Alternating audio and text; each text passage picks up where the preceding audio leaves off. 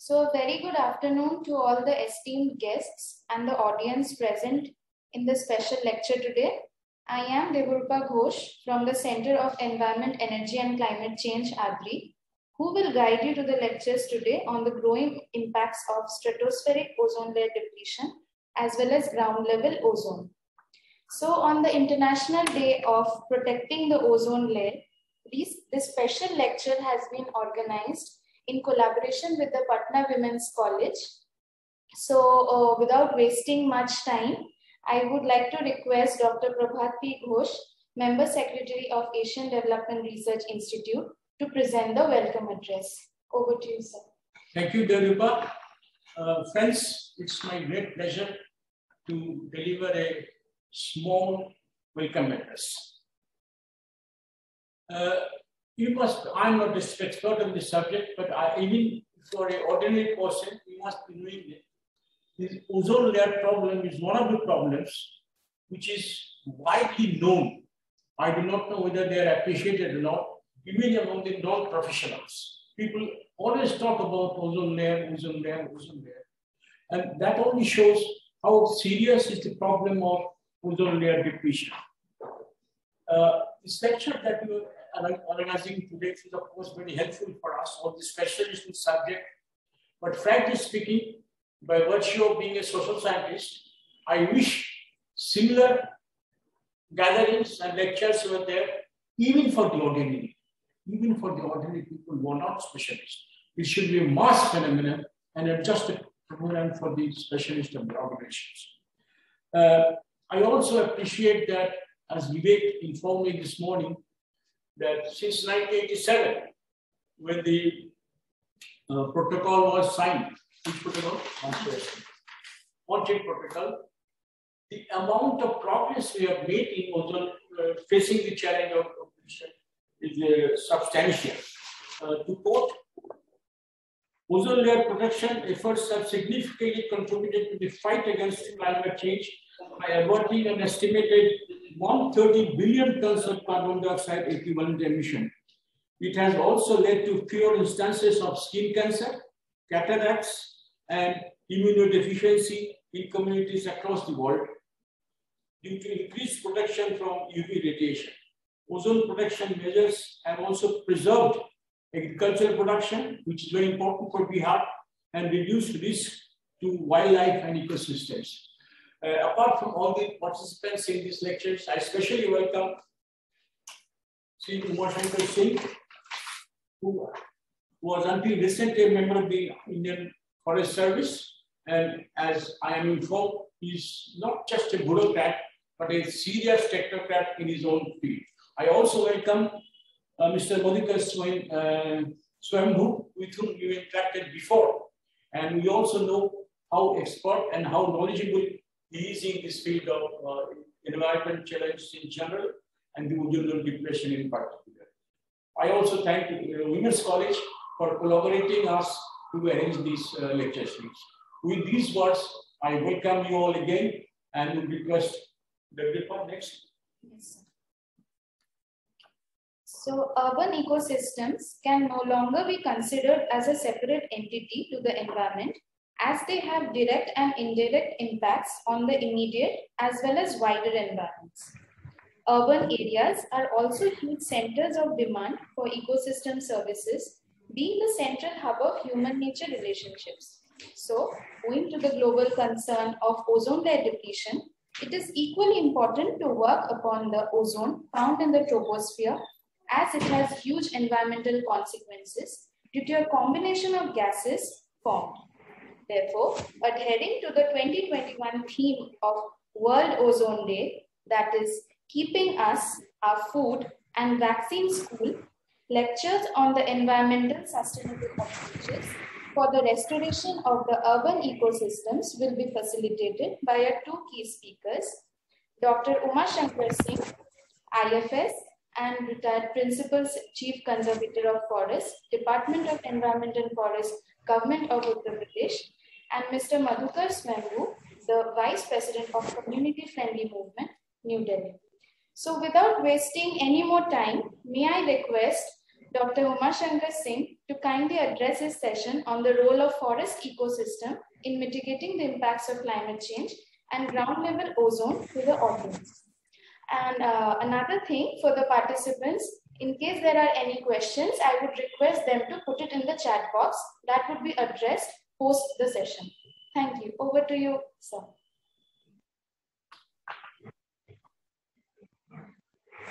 Thank you. Thanks a lot, and very good afternoon, everyone. Are you able to hear me? Are you hearing me? Yes, we can. Oh. So you're audible, but your video is not there. Yes, I understand. But are you able to see me right now? Hello. No, sir. Your video are is you still able not to see available. me? But I believe I'm on my video. And, am I through? I mean, are you able to see me? No? Not yet? Not yet, sir. In due course of time, this is because my mobile shows that it is I'm on the video. Anyway, okay. What may I do? Let me try once more. Now, am I on video? No, sir. Hello? Am I on my video? No, sir. It is blank. Sir, I guess we can continue with this only.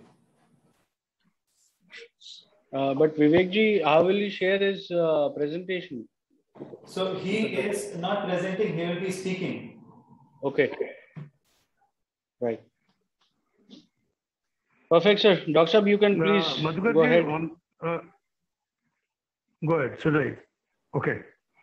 In fact, I'm extremely sorry because Lucknow has been experiencing a heavy rainfall and hailstorm and everything since yesterday. So I could not be able to make anything for you. My electricity was down, net is down, everything is down. I mean, I'm not able to do anything. I spoke to Vivek ji and expressed my inability. But anyway, that's all. I mean, I'm before you, I'll be able to tell you. Well, very good afternoon. And I think I'm just going to talk on the forest ecosystem and how does it make any difference on the climate change or the climate change on the forest. I mean, this is that besides some part of ozone also. India is, I was told to talk on the urban forestry, but I decided to, I made a small request to Vivek ji and said that why not forest as such in the country, because urban forestry will not be able to cover the entire forest ecosystem of the country. So there's a larger canvas and larger this thing, so I thought I must go in for it. I'm extremely lucky to be with you today because of two factors. First, Madhukar ji introduced me to this forum. Number two, my wife is also from Patna Women's College. She graduated from there, so I thought that was of some interest to me, so I thought I must be there. Well, let's begin with the forest. India is a very, I mean, we're lucky to be here. It's a very unique country with the 2.5% of the land and which holds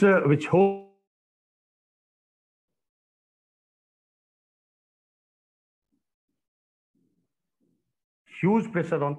And just I would like to that besides human population, we have 536 million livestock population as well.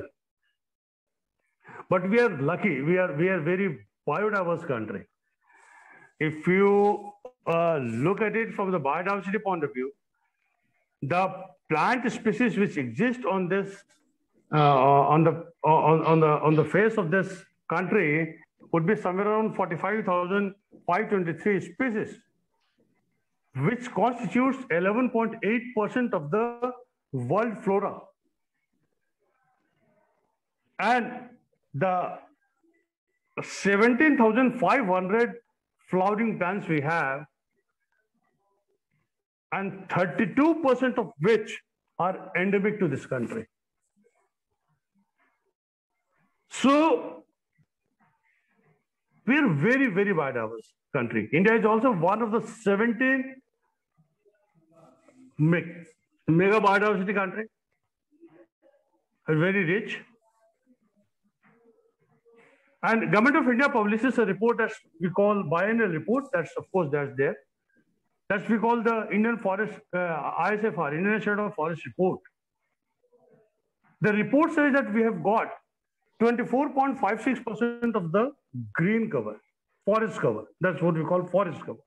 And it's growing at a rate of 0.57% per annum. So I know, and I don't believe in these statistics because having come from a forest background and having served in Government of India as well as in the state, I know how the figures are there. We are growing at a rate. Our population is growing at a rate of 0.97% per annum, and the decadal growth is 12.5%. Ladies and gentlemen, we should be very happy because we are having 24.56% of the forest cover, and our objective is to attain 33% of the forest cover. That means 33% of the land should be under forest.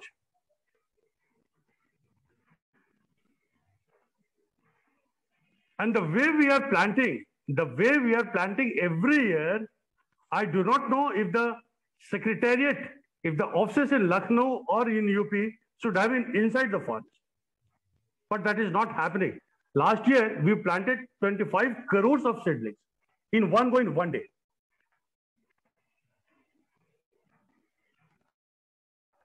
So that's one aspect. But the worrying part, sir, the worrying part is not where we are. The worrying part is the state of forest today. And I would like to tell you some of the examples. Ministry of Earth Sciences has published a report that's called the Assessment of Climate Change in our country. And we have already submitted one INDC report to the IPCC, and that report says that India has to sequester 300. I mean, these are the figures I tell you. First of all, let me come over to the Assessment of Climate Change report. The report says that by the end of this century, the temperature of the Himalayas would be somewhere around 4.1 degrees Celsius.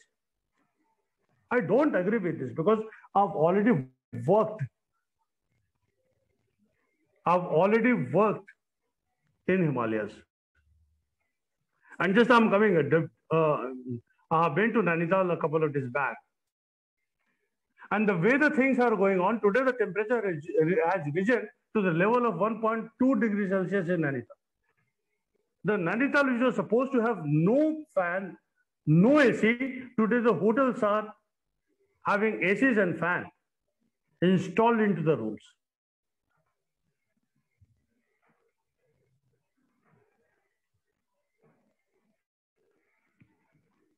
There is yet another report that's what we call the Living Planet report. This talks about the global aspect of the forestry as well as the statistics on the Indian context. And you'll be surprised to know, I'll confine myself to the India only, that India has lost 12% of its wild mammals, 19% of amphibians, and 3% of birds in between 1970 and 2016.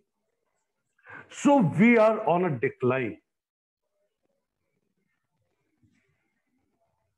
and yet declining very fast. And I told you that India is one of the 17 mega biodiversity countries, but we have hotspots also. We have got 4 hotspots. One is Western Ghat, Himalayas, Indo-Burma, and Sundarland.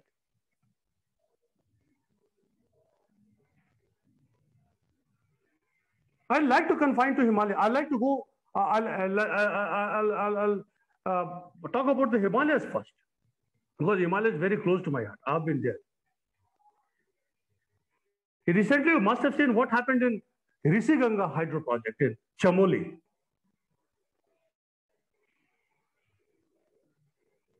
You must have seen in 2013 what happened to Kedarnath. These are the glacial lakes, my dear friends. And because of the climate change, the temperature is going up, and the glaciers are retreating very fast. They are shrinking very fast. According to one of the reports by ISRO, which says that 75% of the Himalayas or Himalayan glaciers have already retreated to the critical range.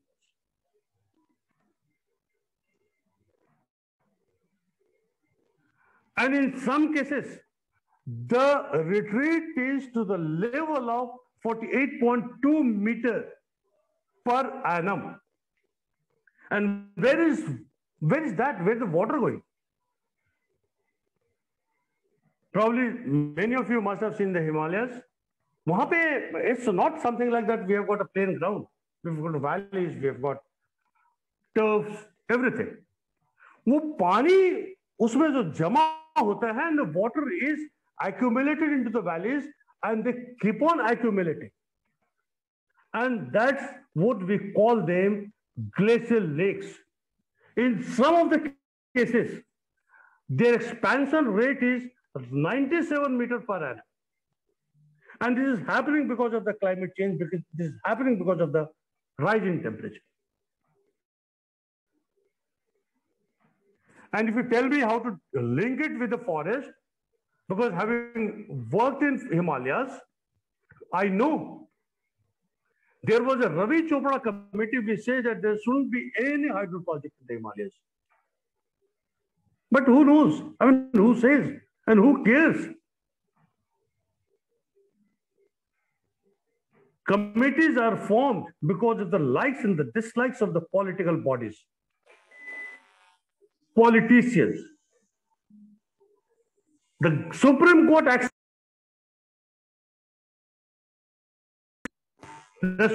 accepted the Ravi Chopra committee report, but when it was not favorable, another gentleman called Mr. Das was appointed to head a new committee that's called the Das Committee. And the committee, okay, go ahead. Go ahead with the hydro projects. And today, whether you believe me or not, there are 43 mini hydroelectricity projects in Uttarakhand and 17 major hydroelectricity projects in Uttarakhand. Ladies and gentlemen, when the entire world is moving towards mini dams, why are we competing with China? We have plenty of problems. I tell you, in last 50 years, the Chamoli, where the Rishi Ganga hydro project was just blown away,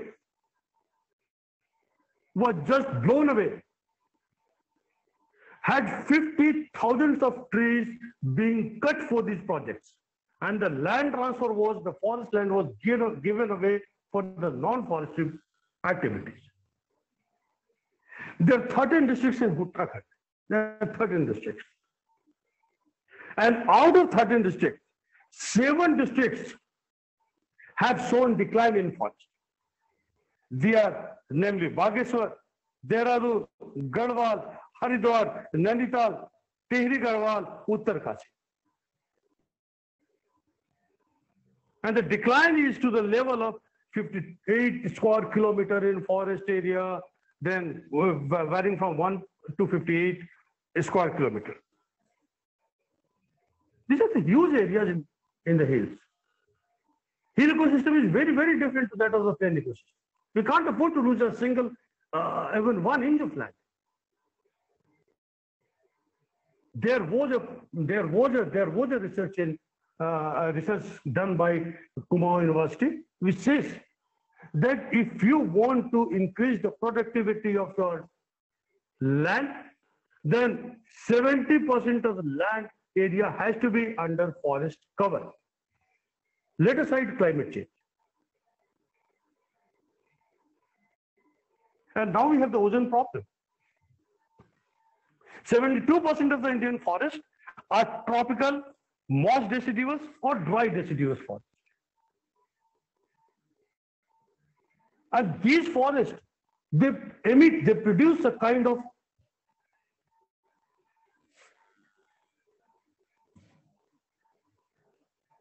organic compound, volatile organic compound in form of isoprene. And they react and they convert ozone. In turn, what happens? Ozone retards your net primary productivity of the trees. It lessens your carbon sequestration rate. So, my dear friends, where are we heading to? There was a survey conducted by ICMOD. There is a very, very reputed institution in Nepal, which conducted a survey and says that we had as many as 127 glacial lakes in Uttarakhand. In 2015, a national remote sensing identified 362 glacial lakes. Look, the figure changed. And recently, after the Chamoli incident, what happened? We had as many as 487 glacial lakes in Himalayas, in Uttarakhand Himalayas only. Vivek ji, मैं एक बात बताऊं, because I have been connected to Wadia Institute of Geology in Dehradun, because my first posting was there, almost. Himalayas is my second home. I had gone and met one of the scientists, Mr. Unia, Dr. Unia. He was saying कि 5100 metre पे एक इतना बड़ा glacier lake बना हुआ है. Government is not looking after it. Government has no time to look at it. वो बता रहे थे कि पानी लबालब भरा हुआ है. And all the Himalayas, as you know, that they are seismic sensitive. And the peak flow, when the glacial lakes breaks down, the peak flow is 15,000 cubic meter of water in 1 second.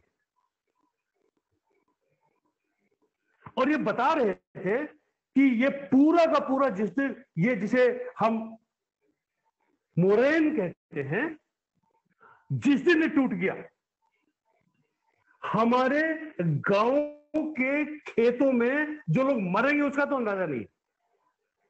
गांव के खेतों में 15 feet ऊंचा मलबा होगा. मतलब हम 15 feet ऊंचे मलबे के नीचे होंगे और हमारे पास समय नहीं होगा भागने.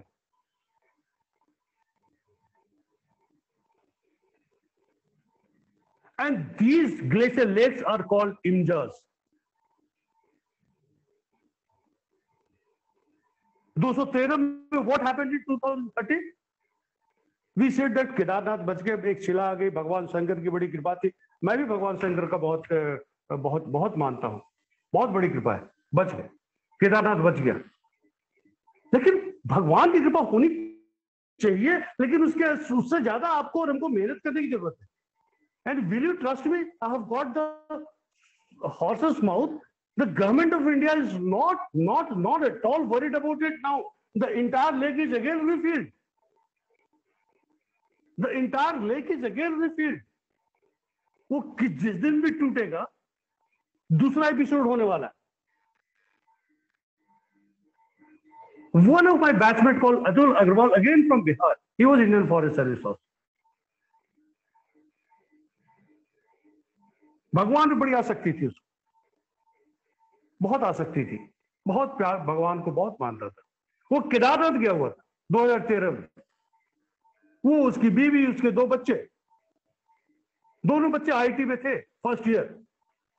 आप बिलीव करिए, वो मर गया, दोनों बच्चे मर गए, वाइफ किसी तरह बच गई.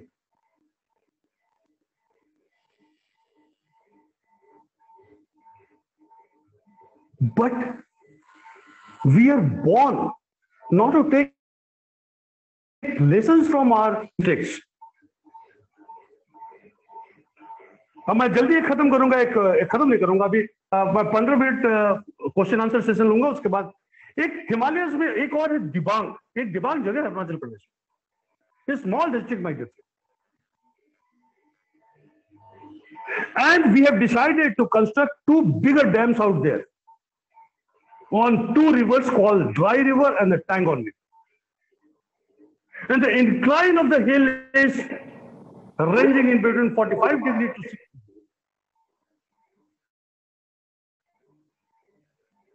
And these 2 dams in last 7 years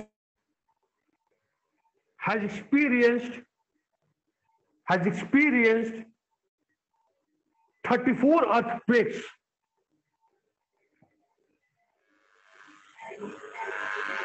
मुझे दिक्कत किस बात से है? The problem which I'm facing nowadays is, why do you go in for a kind of dams when the climate change is there?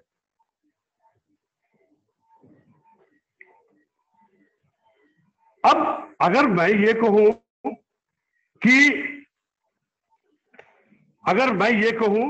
कि जो सब ट्रॉपिकल फॉरेस्ट है उसमें सबसे ज्यादा कार्बन स्टॉक होता है, उसके बायोमास में 52% कार्बन होता है, 32% होता है. And if the project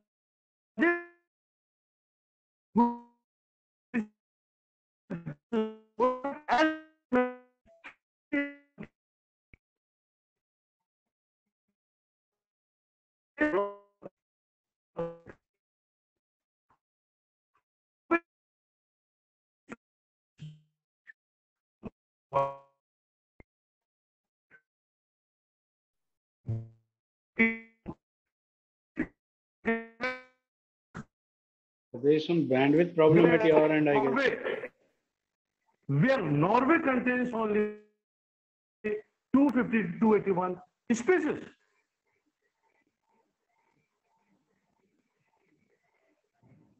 We don't talk about the displacement of the families, which I know that 265 families, tribal families are going to be displaced in Dima. But who cares? And this has also been recorded, this is on record, sir, that the glaciers which are feeding these 2 rivers will dry away by the turn of half 2050. So by 2050, otherwise also we are not going to get any more.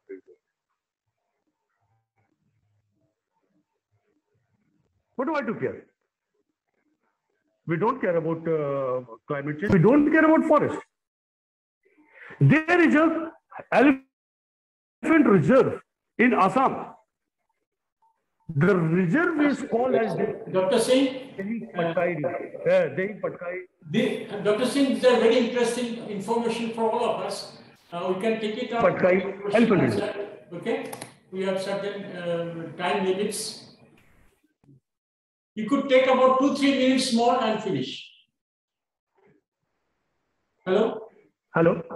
You could take about 2-3 more minutes and then we'll go for the next lecture. Are you saying me? Okay, so you've given me only 3 minutes, that's all, right? 3 minutes more. Okay, okay, fine. So exactly, when we come over to Western Ghat is again a problem area. They are going to have 2 railway lines, and the railway lines are again going to have a kind of filling which be somewhere around 5 lakh trees. And this in Western Ghat, what we call the Kodgu, the district Coorg, is a catchment area for the Kaveri River. So 70% of water that goes to the river comes from this catchment area.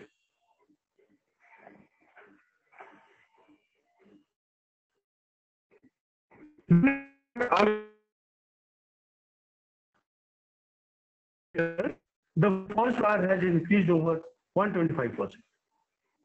And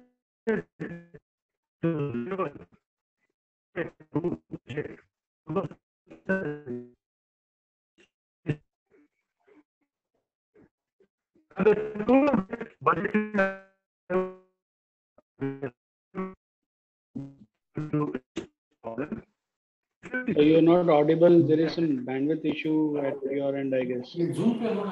Yes, sir. Are you hearing me now? Yeah, we can. Are you able to hear me? Yeah. Are you able to hear me? Yes. Sir, you can. Yeah, now you're audible, sir. Sir, you can stop your video. Yes. And maybe your internet speed will be good. Video is also, my video is on. My video is on. No, I'm saying you can stop it, sir. So the forest fire is in one area of concern as far as the ozone is concerned. And the latest UV photometer, which says that ozone has been added, and the rate of forest fire is again multiplying manifold in the country. These are the area of concern. So now the 3 minutes are over. I believe I'm open to the questions, and then my session.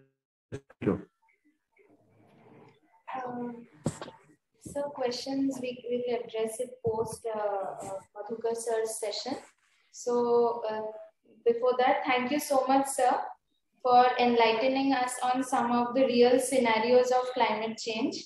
I think that was really a very enlightening session for all of us. So for the next lecture, may I request Mr. Madhukar Swambhu to help us understand the need for restoring the urban ecosystems in order to mitigate the impact of ground level ozone. Over to you, sir.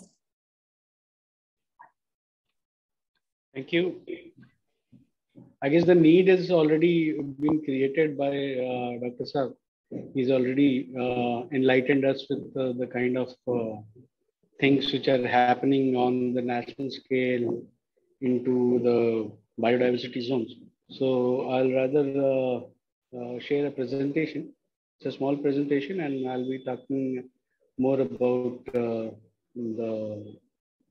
ozone layer and the topic that we have today, which is the urban ecosystems. Is the screen available to everybody?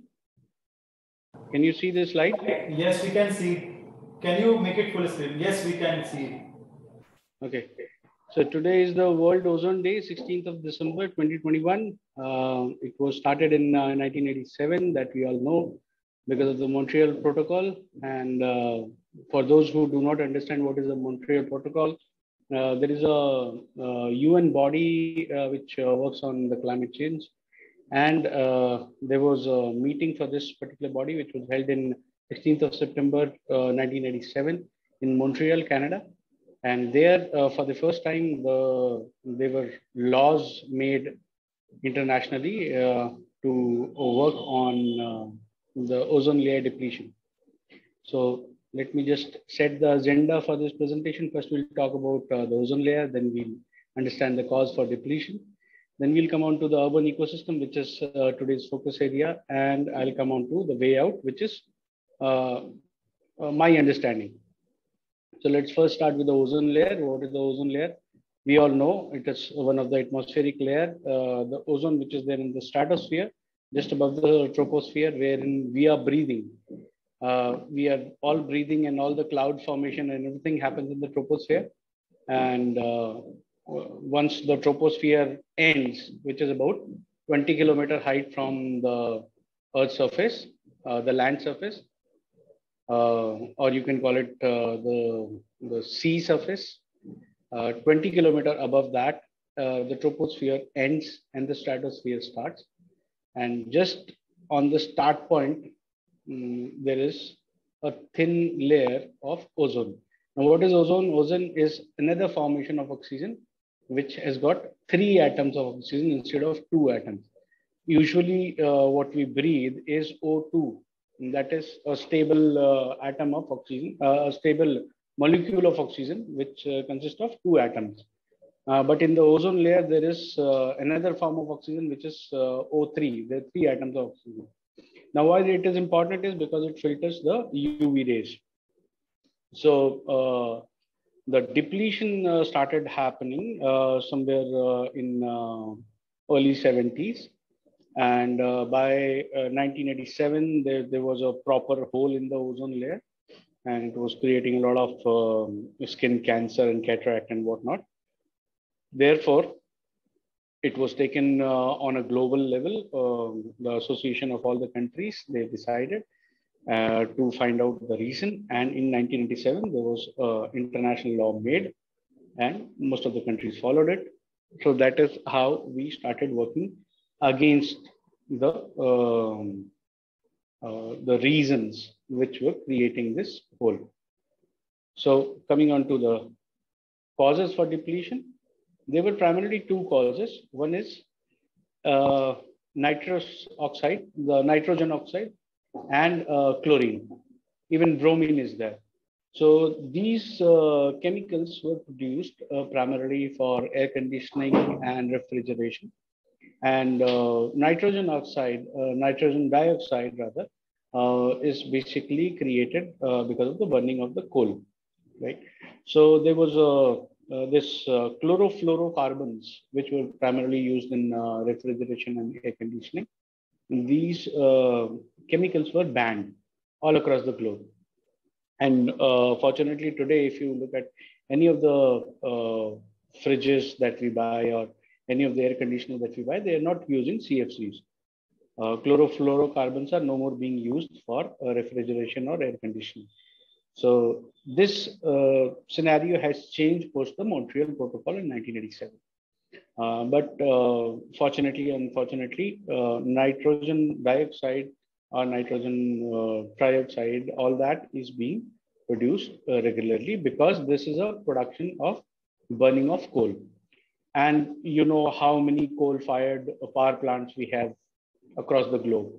And there are plenty of industries which are running their boilers using coal as the key fuel. So one problem has been mitigated successfully to a great extent. The CFC production has been reduced to a substantial level. And the depletion of the ozone layer is also reduced post 1987 to a great extent. But we cannot say that it is completely over. Like in 2011, there was a new patch, a new hole that was seen over Arctic, right? So because the production of the gases is still on, the chlorofluorocarbons have been reduced, but the rest of them have are still there. So 2011, there was a new hole discovered over the Arctic, and that was a cause of concern. So we'll move on to the next understanding or the next part of the agenda, which is understanding the urban ecosystem. Now, urban ecosystem is somewhat, it looks like this. I mean, you go to Singapore or New York, you will find this kind of buildings all around you. You won't even be able to see the sky above your head. I mean, everywhere it is all concrete jungles and everything, right? So urban areas, fortunately or unfortunately today, most of the cities have man-made ecosystems. It does not have the natural ecology. If you look at the total amount of urban area, we have just about 3% of the land mass across the globe, which is what cities. So fortunately for us, it is a substantially low number, but 3% of the area having zero ecology is definitely a cause of concern for the entire planet, because everything everywhere on this planet is connected. So like you would have seen during this global lockdown, that nature had started reclaiming. This was a headline in many newspaper and many TV channels, that the nature has started reclaiming because of the global lockdown, because everything is connected. Man has to reduce the intervention so that nature can reclaim the space. So resurrection of the native ecology in the land mass is very, very important, whether it is for water bodies, whether it is for forest. I mean, the extent of problems which deforestation has created was already covered by Dr. Singh. Therefore, I'm not going to touch on the forestry part of it, but even the water bodies which are there into the urban area, they contribute a lot towards a restoration of the native ecology, because water bodies are the unique structures wherein they can do sequestration also, and they can do emission also.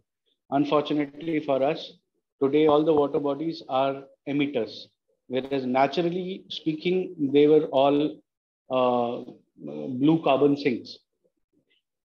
Many of the people do not know that more than 50% of the atmospheric oxygen is actually produced by water bodies, not by the trees or plants. Right? When we plant saplings, we plant seeds. We don't plant trees.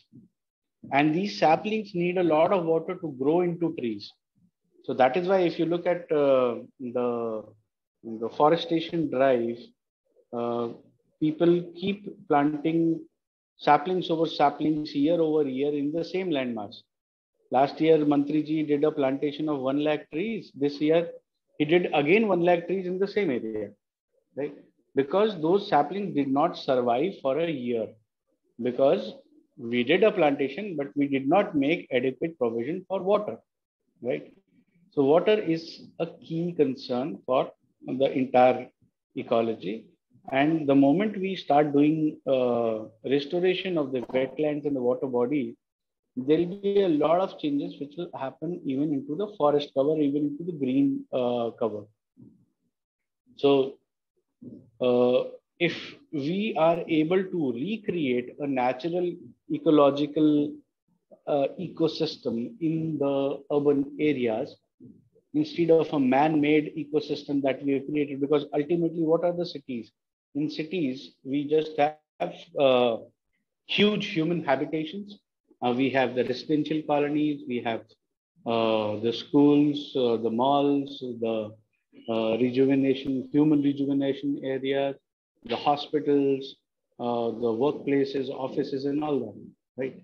There is no space, there is no room left for the native natural ecology to exist. Nowadays, people are coming up with new concept of urban forestry, wherein there'll be a landmass in between the roads, wherein they'll create Miyawaki forest and all that, right? Now that is just creating a stopgap arrangement, but a stopgap arrangement cannot be a solution, because we are not working on the root cause of the problem, right? So let's come on to the root cause of the problem and the way out. Carbon sequestration is very, very important from the perspective of global warming as well. Now, linking it to the ozone layer, as we have seen, CFCs has been banned globally. Therefore, the chlorine effect is to a great extent, it has already been substantiated. But the coal burning that created COX, NOx, and SOx, that is carbon oxides, nitrogen oxides, and sulfur oxides, that is going on with the same routine way. And it is huge. Globally, it is very huge, right? Even into our country, we have corporations like NTPC, our corporation is primarily coal for production of electricity, right? So wherever you're burning coal, the Indian coal has got huge amount of carbon, nitrogen, as well as sulfur. So COX, NOx, and SOx production has to go up because of use of this coal. Now, interesting part to understand here is COX, NOx, and SOx are not emitted in the air as gases, but as particulate matter. Now, the way we can solve this problem is naturally there is a way of sequestration of the particulate matter as well. All this particulate matter, which is the free flowing solid particles in the air, are all positively charged. Whereas the top surface of all the water bodies, the natural water bodies in the natural hell, are all negatively charged. It is basically because the way water molecule is structured. There is an oxygen in the center, oxygen atom. Then there are two atoms of hydrogen in the bottom, which are all positively charged. And then there are two electrons on the top, which are negatively charged. So a water molecule is a bipolar molecule, wherein positive charge is there in the bottom and negative charge is there in the top. So when all these water molecules come together in a water body, the top surface becomes negatively charged. And the particulate matter, with the, whether it is COX, NOx, or SOx, it is all positively charged. So it will naturally get attracted to the top surface of the water body and it will get consumed in the aqua ecology.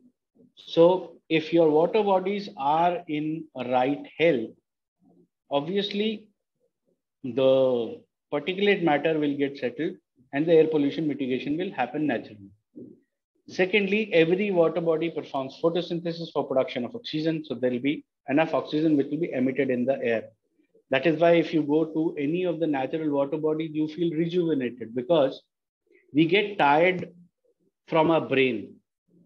And the brain is the organ which uses 80% of the oxygen that we breathe. So if you're breathing in oxygen, we will feel refreshed. We'll feel rejuvenated, right?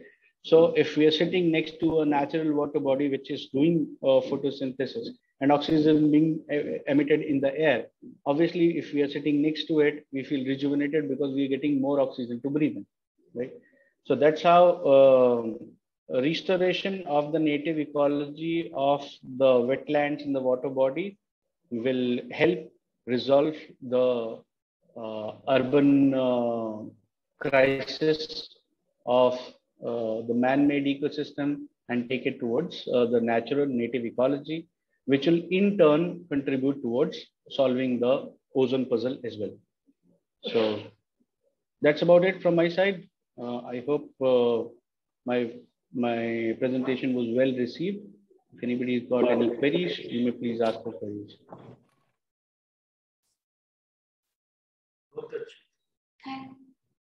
Thank you so much, sir. I think that was very wonderfully highlighted that how the need for reviving the natural ecosystems stand important in the present day.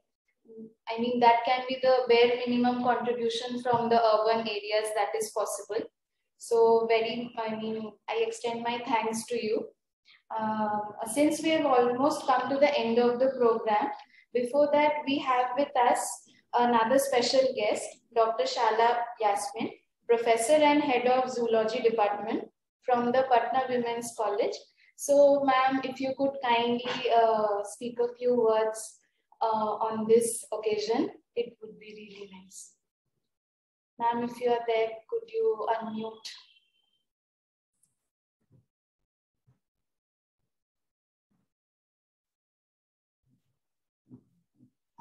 Greetings to all present here. So it was a really nice, very good experience to hear two very, experienced people.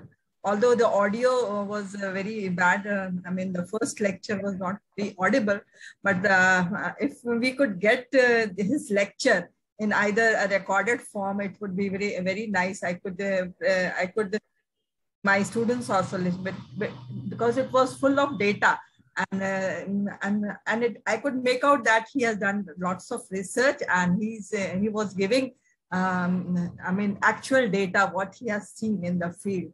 So that information, if we could get, so it was really enriching. And Mr. Madhukar's lecture was also very enriching, and what he has done, and he has also given an insight into the restoration of the urban ecosystem. So that was also very nice. And I thank Asian Development Research Institute for organizing such a, very, very enriching webinar. And that was, I hope the students must also have got some insight into this topic. Of course, ozone layer, ozone depletion, they have been studying in the textbooks, but what is the reality around us that we came to know about? So thank you very much for organizing such a webinar. So I hope in future also we will get to hear such experienced people. Thank you. Thank you so much, ma'am. And I can see it on my screen that the entire event is live on Facebook. So it is already getting recorded. It will be available on the Facebook. Yes. Also, we'll share with you the recording. Yes, the first lecture, actually, lots of data was there, but we could not hear because of the bad audio. Thank you so much. So before we conclude, we have received one question from one of the audiences. We are going to put it live, and we would ask our esteemed speakers to kindly answer this.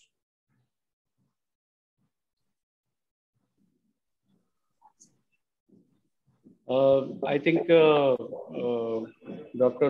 Uma Shankar ji is logged out because he was anyways facing a lot of problem in terms of the bandwidth. During the presentation also it was getting disconnected by large again. So I think there are two queries. One is by Jyoti Kumari ji and one is by Sakshi. And I think both of them are referring to Dr. Sir. So I think it will be appropriate that he only answers them. So maybe what we can do is we can send these queries to him over the mail. Yes, we can share it. Yes, surely we will do that. Yeah. So anybody has any queries on my portion, I mean, you may ask it. I'll be happy to help. As of now, sir, we don't have any questions. But okay. Yes, if we students can reach out, if you can share your mail and contact details in case they have any in future. So now I would like to request Mr. Vishal Ahire to convey the vote of thanks and take us to the conclusion. Thanks, Devarupa. Respected Professor P.P. Ghosh sir, Director of ADRI, Shri Uma Shankar Singh, IFS, ex-PCCF, TFUP, Shri Madhukar Swayambhu, VP CFM Delhi, Professor Shala Yasmin, Patna Women's College, our most valued invited guests and students. It's my privilege to have been asked to propose a vote of thanks on this occasion. First of all, I would like to thank everyone to present for the special lecture on the occasion of World Ozone Day. I would like to thank Dr. Uma Shankar Singh and Shri Madhukar Swayambhu for sharing their experiences and knowledge on how to sustain urban ecosystem, highlighting the role of forest ecosystem in mitigating the impacts of climate change, the cause of ozone depletion, and importance of restoring urban ecosystem. So we are looking forward to fruitful engagement in future and knowledge sharing.